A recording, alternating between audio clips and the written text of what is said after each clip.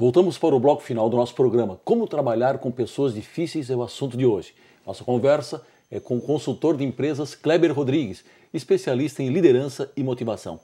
Bem, Kleber, nós abordamos no bloco anterior alguns tipos de pessoas difíceis, né? Foi falado aí dos agressivos, dos negativos, dos dissimulados, mas também tem os subtipos. Eu achei até um pouco folclórica essa abordagem. Eu gostaria que você falasse um pouco aí desses subtipos que você utiliza, inclusive, nas suas palestras.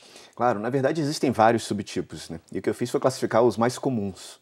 Tem o famoso brucutu, que é aquele cara que é o mais brigão, é o cara que usa da força para conseguir aquilo que ele quer, é o cara que incomoda mais, é o perfil agressivo que a gente falou agora há pouco. Certo. Tem o perfil que é o famoso kid tocaia. O kid tocaia é aquele cara que está na encolha só esperando a oportunidade para puxar o teu tapete e você acha que ele está sempre do teu lado. Então esse é o tipo mais perigoso. Tem o cara que é o frente fria. O frente fria é aquilo que sempre que ele chega é uma tempestade, as coisas vão mal, a vida tá ruim, é desgraça, ó dia, ó azar, isso tinha que acontecer comigo. Esse é o cara frente fria. Tem o disque problema. É o cara que chega para você sempre com um problema. E ele quer sempre empurrar o problema para cima de você. Ele não quer resolver o problema, ele quer que você resolva o problema dele. Certo. Tem também o fofoqueiro. E esse é muito comum, né? Esse é famoso nas empresas, principalmente. A pessoa que está sempre falando, o fulano fez isso, o fulano fez aquilo, ele falou isso, ele falou aquilo, e acaba gerando uma confusão tremenda. E o mentiroso, né? E o mentiroso, que é um pouquinho do Kid Tocaia também, né? Uma subdivisão do nosso amigo Kid Tocaia. O mentiroso é o que quer sempre parecer bem para os outros. O mentiroso nem sempre tem aquela conotação muito malvada, mas às vezes o que ele quer é aquela mentirazinha positiva, entre aspas, né, em que ele não quer parecer agressivo. Então ele inventa uma historinha, ele não quer parecer o culpado. Então vou inventar uma historinha leve para a gente passar em branco por esse episódio. E acaba não sendo positivo.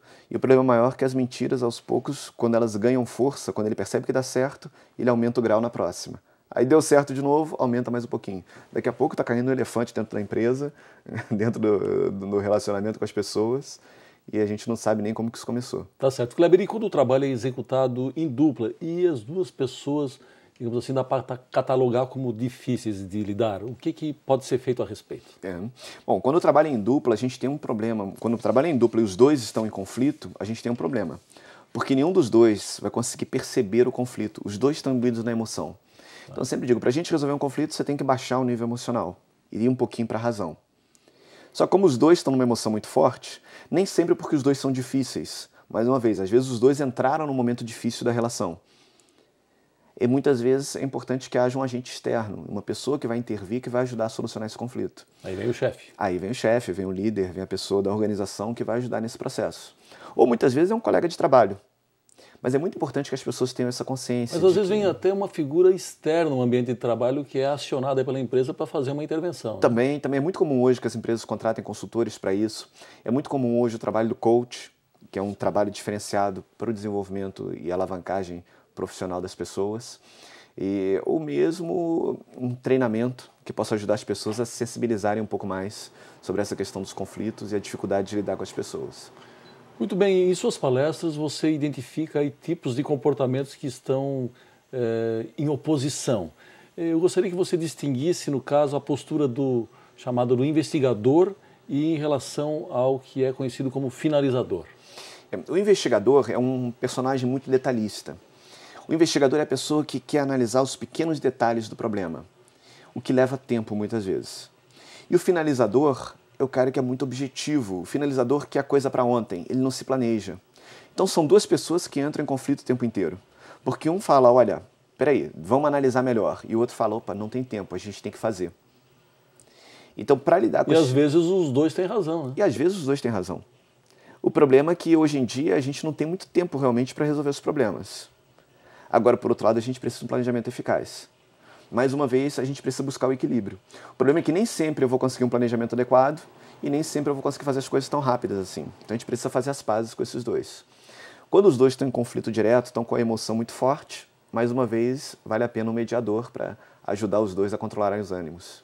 Bem, Kleber, eu gostaria que você falasse também um pouco sobre algumas estratégias de relacionamento pessoal, além das que a gente já abordou até aqui. Claro, a primeira coisa para um bom relacionamento interpessoal é a empatia.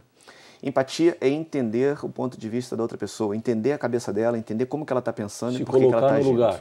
Exatamente. E muitas pessoas falam muito da empatia, mas tem uma dificuldade incrível de entender realmente a outra pessoa.